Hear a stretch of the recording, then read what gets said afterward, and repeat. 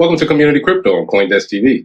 I'm your host, Isaiah Jackson, and this week we are discussing how NFT communities can join together to create powerful projects.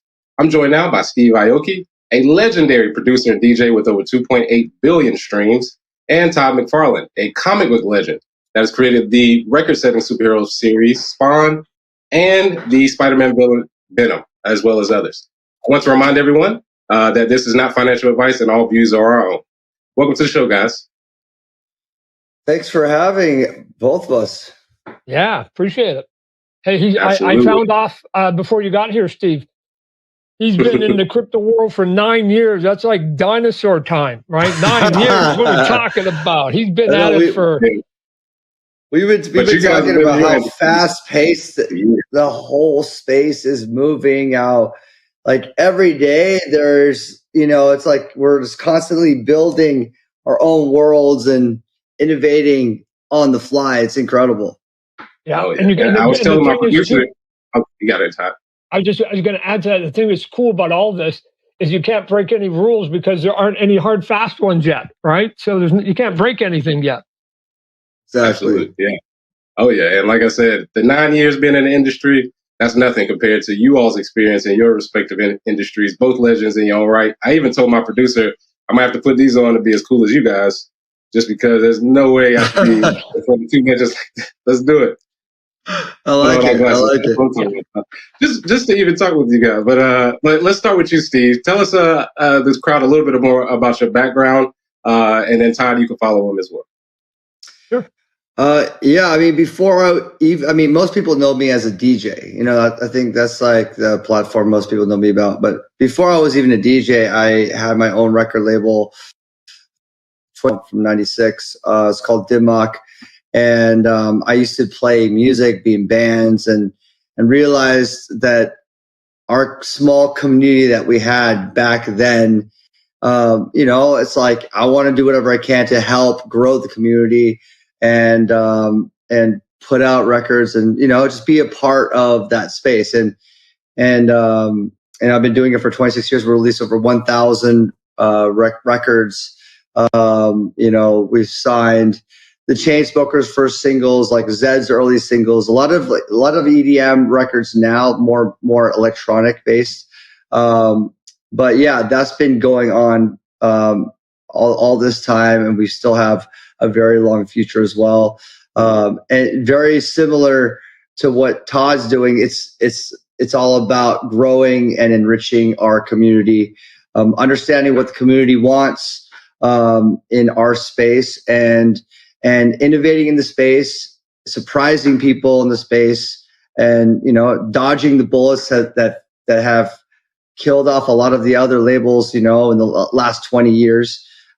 Survived against giants, corporate giants, major label giants, and by being indie, we're able to maneuver very quickly, and that's where Todd and I have we found a lot of synergy in our worlds.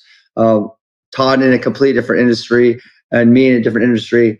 And that's why I was like, this is great. If we team up together, we already have the same mindset, philosophy like this is what we've been doing, is creating a marketplace, a community for the things that we love, for the community that we care about. And NFT is something that is really, the NFT community is something I'm really passionate about, growing, enriching, innovating, expanding upon, and creating in the space, as well as being a collector in the space, buying in the space, trading in the space. And that's why we're like, we need a marketplace that resembles something that we both have already been doing for decades. So yeah, I'll pass it over to Todd so he can talk about his rich, incredible culture that he's built and developed. Right. Todd? So I'll go sort of way back in the time machine, right? I wanted to break obviously into comic books. That was the first move. And I sent out hundreds and hundreds of samples over years. Took years. Got hundreds of rejections, right? Sometimes I show those rejection letters just so people don't think I'm fibbing. Literally hundreds of rejections. But eventually, I got into the comic books, and then you start moving off. And what Steve was saying is that you never know where you're going to end up by basically getting on the field in one sport. You may be playing another sport a little bit later, right? So when I broke into comic books, that's all I wanted to do. I thought I was at the top of the mountain at that point. And if somebody said, hey, Todd, you're going to be dealing with Hollywood, with NFTs, with movies, with toys, you're going to have an Emmy, you're going to have a Grammy. I'm like, what are you talking about? I'm doing comic books, right? But all of these things just put you in a spot where people then see you, and because you've had the opportunity, and it creates opportunities. And this is that old proverb, opportunity will knock if you can show them that you have some success. And next thing you know, where you started and where you're at is this really weird, odd sort of path to getting there. There's no straight line to it. And so for some of the people that we're hoping that will join us, especially in the NFT space here, Steve and I, we don't know. I mean, they might come in as one type of artist, and 5 years from now be another, or they'll be 100 times a bigger artist than anybody ever thought. All those opportunities are possible, but there has to be opportunities for the artist, and B, the artist has to want it for themselves on top of it, right? Steve didn't get to where he got to by being passive, I'm going to assume, right? He was a grinder, I'm going to bet, right? Because this is what you do. Nobody ever sort of opens a door and go, oh, what do you want to do? Oh, sure. Come along. Yeah, oh, Steve Jobs. Oh, I'm IBM. Sure. Pass me. Like, nobody does that in life, right? They figure out how to throw smoke bombs and put potholes in the way and discourage you the whole way. And you just got to just figure out other ways. And now the world and the internet, and now with NFTs, you can cut out some of those steps and make it way more efficient. Absolutely. And we've opened up Pandora's box, as I always say, to innovation, which you guys are doing together. And the duo of both of you all coming together, how did that actually happen? That partnership for OddKey. And as we know, you'll be partnering with Metaplex on a project. Could you talk about that a little bit as well, Todd? Yeah, well, look at the origin of OddKey is just Steve and I sort of, meeting each other. I think that there's nothing unique here. Most people that have talent, when they run into each other, there's almost this default of, hey, we should try and do something together. And so Steve and I off and on have been trying to figure out what that is, given that we do come from, at times dramatically different worlds, although it's still under the umbrella of art. And eventually Steve sort of approached me and said, hey, Todd, I think I may have figured it out. I may have unlocked this here for us. And so he again, he was NFT guy, he was crypto guy. So he was trying to sort of get this boomer up to speed. And I was going, that might be it. Here we go. I think we found our lane. And today OddKey is basically the first day driving on it. Oh yeah. And give us a little bit more information as well, Steve, about the project and some of the things that people can look forward to for being collectors of this NFT. Yeah, I mean, obviously, OddKey is a marketplace for everyone that we're inviting to be a part of. Very similar to the approach that I was talking about with Dimmock and with Image Comics. It's the best way for me to explain it is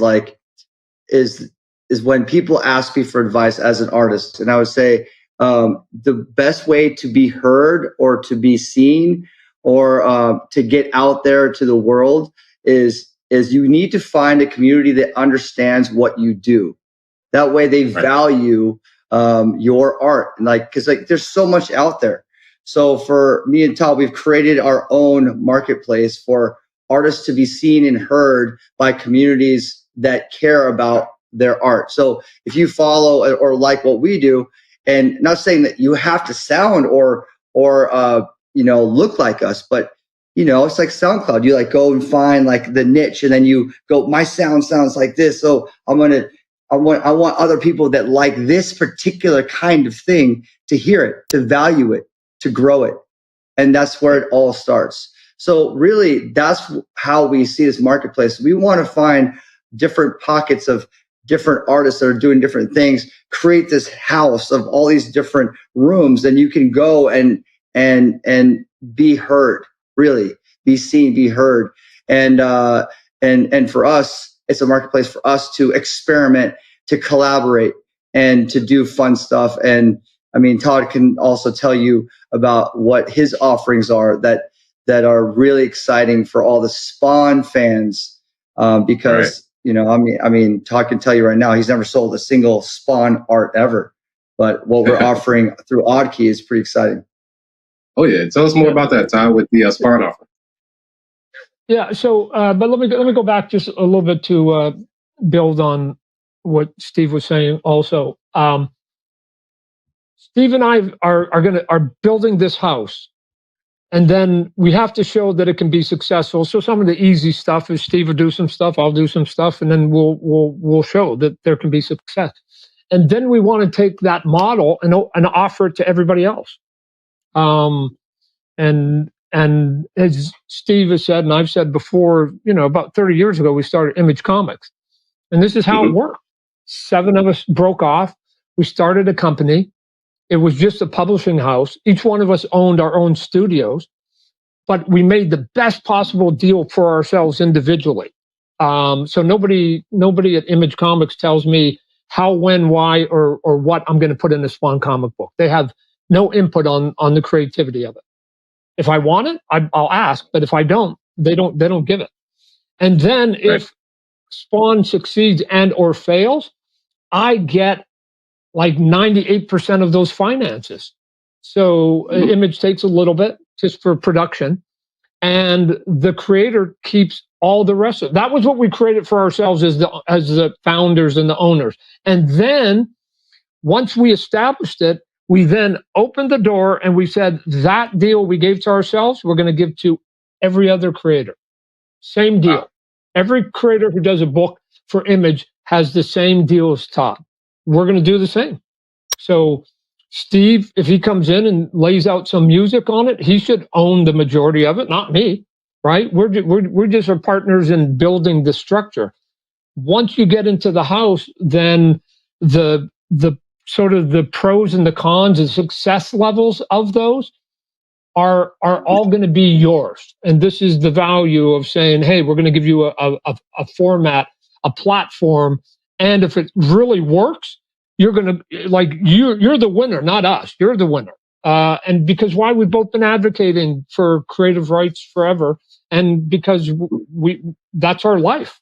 So for me, now to jump to some of the early stuff, we were talking about what some of the low-hanging fruit we can get out of the door with. We wanted to basically offer different price points because, again, we understand there's elite people who go to the Sotheby's auctions and have hundreds of thousands.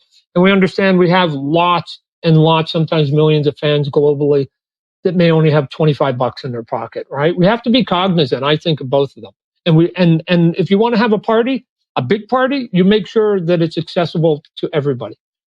So we're gonna find out how to create different tiers and give value to each one of those, all the way from sort of some mass-produced stuff to one of ones. That's sort of the high end of it.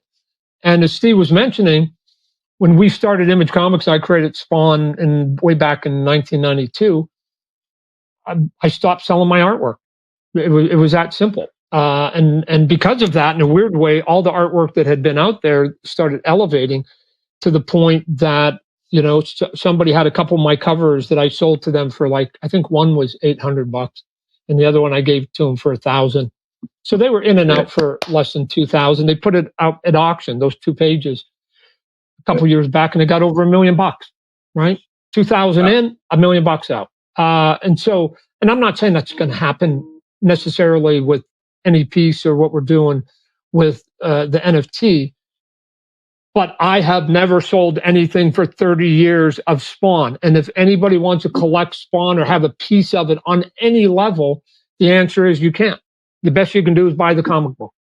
And now Steve was saying, Todd, I think there's a way that you can share some of your art at different levels with people, and you can still keep your original page of paper if that's sort of special to you.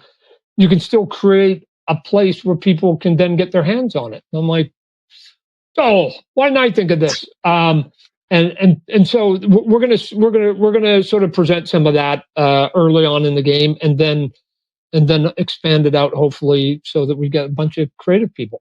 The power back to us, as you know, is that now the models get changed, right? You no longer have to sell 1 million of anything if you can now go direct to consumer, if you will, right? So if you are an artist and you have a chance and you can go direct to consumer, they're there.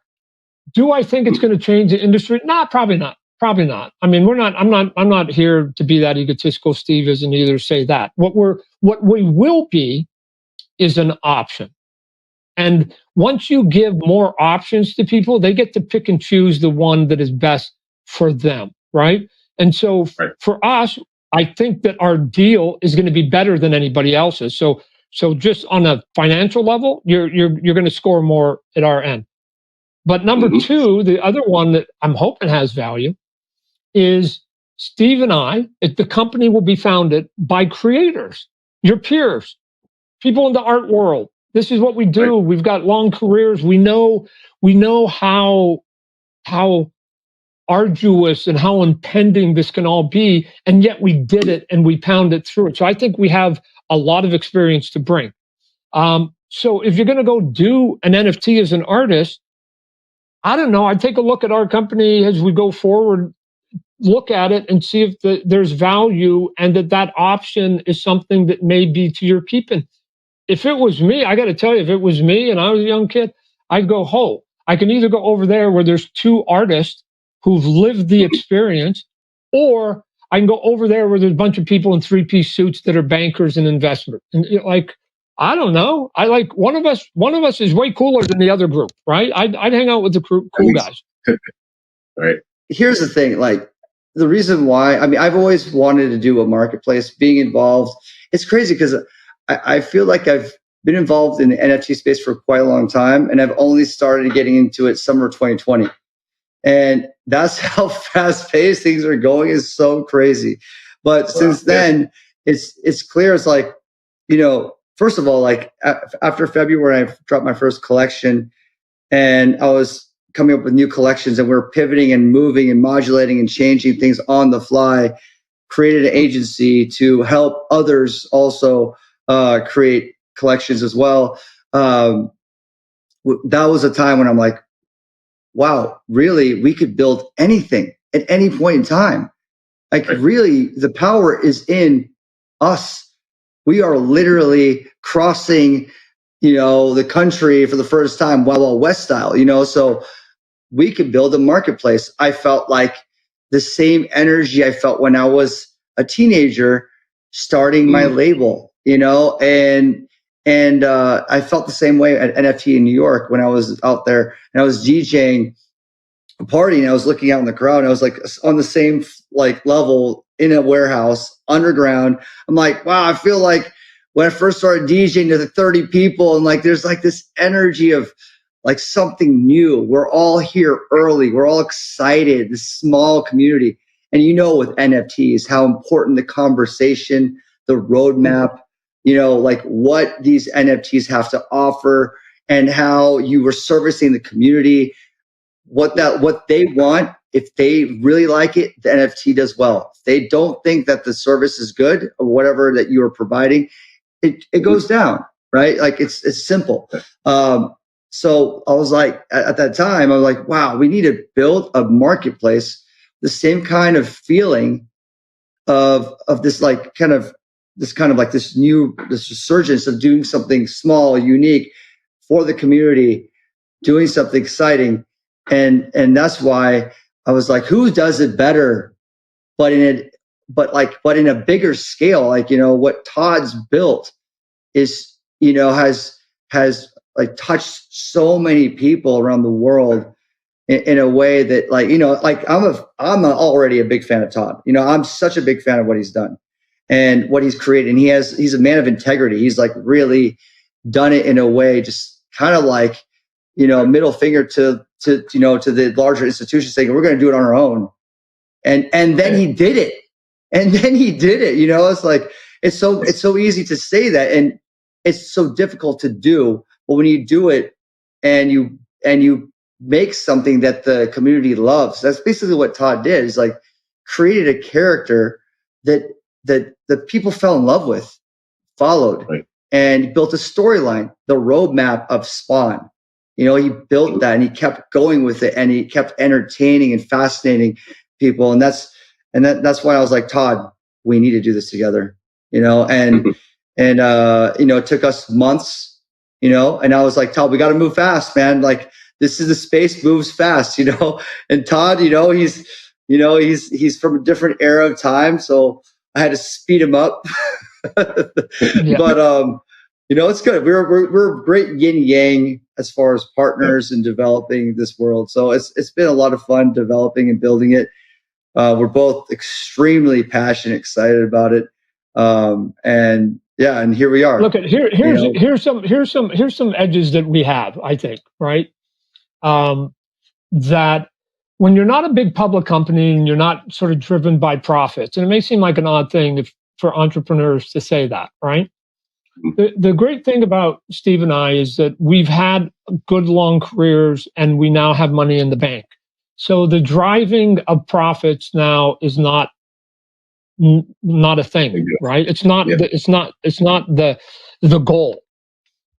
To me, I've always said money is a byproduct of a good product, right?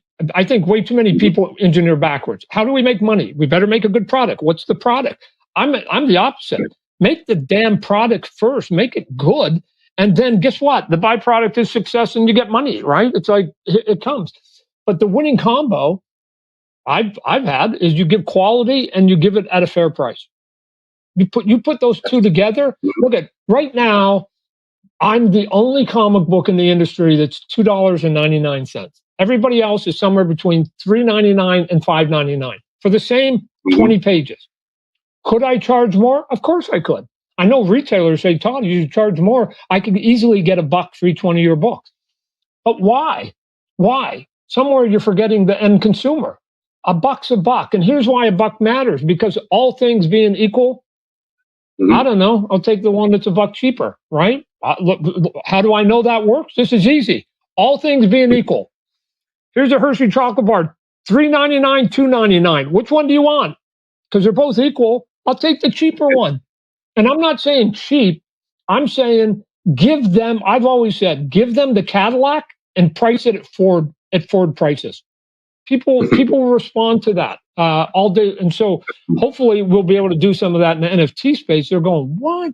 Man, those other guys are charging, $200 for that. These guys are only charging X or whatever it is, right? We'll give value. We'll be able to do it. And then because Steve has his music and has so many other things going on with all his other businesses, and so do I, we're going to be able to get really clever, really smart with how we mix and match. And we might even mix and match NFTs with physical product and all these other sort of crazy ideas that you've heard about, right? We're going to sit back. So yeah, and I can't wait to see what the future holds. And again, I thank you both for being here. Two legends coming together like Kobe and Shaq to create a great platform. Thank you, Steve. Thank you, Todd. I appreciate you. Kobe and Shaq. I'm odd. He's key. Right? So. Absolutely. Yeah. Appreciate you guys. All right. Be good. Yes, sir. And that's it for this episode of Community Crypto. I'm your host, Isaiah Jackson, and every week we're building a global community with local crypto groups. So be sure to tune in every Thursday at 4 p.m. Eastern on CoinDesk TV. See you then.